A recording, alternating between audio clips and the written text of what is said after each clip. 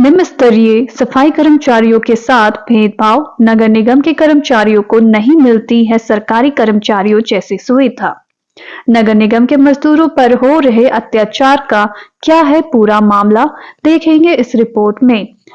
जोहार राजभवन आवास दरभंगा हाउस के समक्ष झारखंड राज्य स्थानीय निकाय कर्मचारी संघ ने देशव्यापी महापड़ाव आंदोलन में सफाई कर्मियों के साथ हो रहे अन्याय का किया विरोध। महेश कुमार सिंह, झारखंड राज्य स्थानीय निकाय कर्मचारी महासंघ राज्याध्यक्ष रांची में है। महेश कुमार सिंह मेरा नाम है। देशव्यापी महापड़ाव में हम लोगों को इसलिए भाग लेना पड़ रहा है कि सरकार खास करके केंद्र की कहती कुछ है, करती कुछ है। हम उस मजदूर का प्रतिनिधित्व करते हैं जो गंदे नाली में काम करते हैं, पैखाना साफ करते हैं, नाली को साफ करके झाड़ू जो दिन भर देते रहते हैं, वो स्थानीय निकाय कर्मचारी कहलाते हैं। नगर निगम, नगर परिषद, नगर पंचायत में ये सभी काम करते हैं।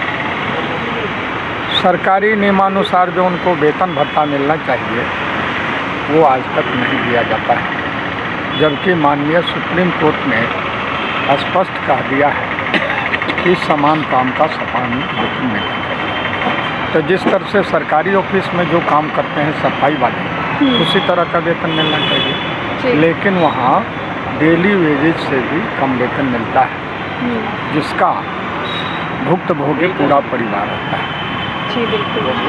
गंदगी को साफ करने पर जो बीमारी फैलने वाली थी उसको हम लोग रोकते हैं। डॉक्टर की आवश्यकता गंदगी से बीमारी फैलने पर होती है, हम लोग गंदगी को साफ करते हैं। उस परिस्थिति में डॉक्टर से पहले हम प्रिकॉशन का काम करते हैं, तो पर भी हमको वेतन भत्ता सही रूप से नहीं मिलता है। हमारे माननीय प्रधानमंत्री पैर धोए थे सफाई कर्मचारी का।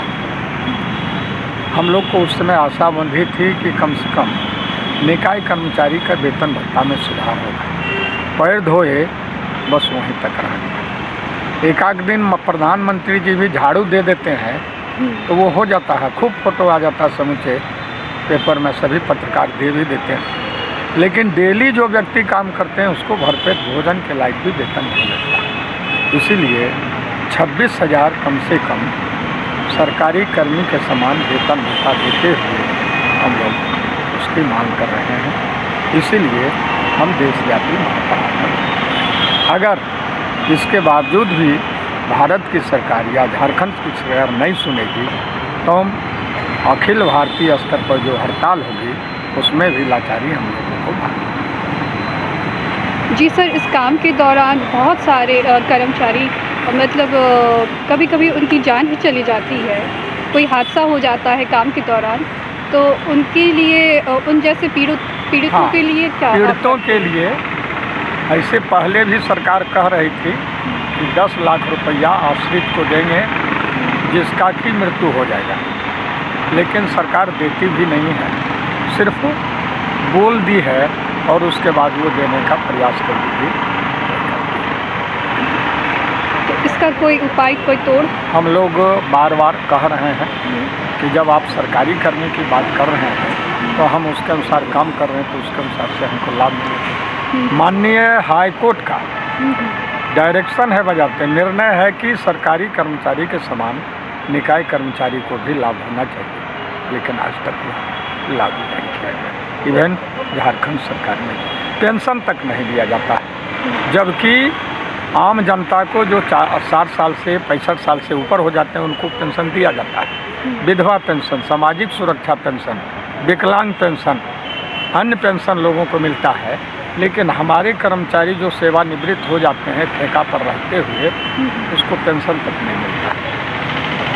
इसलिए सबसे ज़्यादा अगर अन्याय है तो इसी संबंध के निचले तबके। क्या झारखंड के नगर निगम के मजदूरों को सरकारी कर्मचारियों की ही तरह सरकारी सुविधाएं मिल पाएंगी? या फिर उन्हें गरीब और पिछड़ा समझ उन्हें उनके अधिकारों से वंचित रखा जाता रहेगा? कमेंट बॉक्स में अपनी राय जरूर दें और मेरे चैनल को सब्सक्राइब कर नगर निगम के मजदूरों से जुड़े। Camera person reporter Ehtesham Praveen के साथ धन्यवाद।